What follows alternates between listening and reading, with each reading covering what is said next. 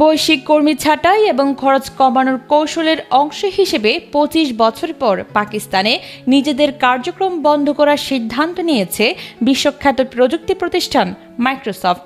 বিষয়টি নিশ্চিত করেছে ভারতের প্রভাবশালী সংবাদ মাধ্যম দ্য হিন্দু এবং পাকিস্তানের শীর্ষস্থানীয় পত্রিকা ডন পত্রিকা মাইক্রোসফট পাকিস্তানের সাবেক কান্ট্রি ম্যানেজার জাওয়াদ রেহমানের লিঙ্কডইন পোস্টের উদ্ধৃতি দিয়ে জানায়, প্রতিষ্ঠানটি আনুষ্ঠানিকভাবে পাকিস্তানে তাদের কার্যক্রম গুটিয়ে নিচ্ছে।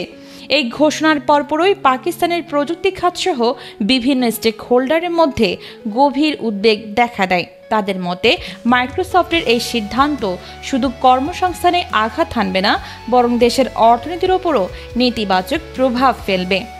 জাওয়াদ রেহমান দাবি করেন, মাইক্রোসফট সহ অন্যান্য আন্তর্জাতিক টেক কোম্পানিগুলো পাকিস্তানের বর্তমান রাজনৈতিক ও অর্থনৈতিক পরিবেশকে অস্থিতিশীল মনে করছে।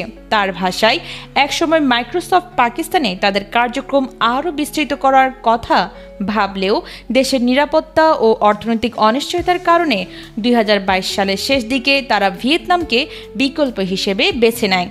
এদিকে পাকিস্তানের সাবেক প্রেসিডেন্ট ডক্টর আরিফ আলভি এক্সে দেওয়া এক পোস্টে এই ঘটনাকে অত্যন্ত দুঃখজনক আখ্যা দেন। তিনি বলেন, এটি আমাদের অর্থনৈতিক ভবিষ্যতের জন্য একটি গুরুতর সতর্কবার্তা।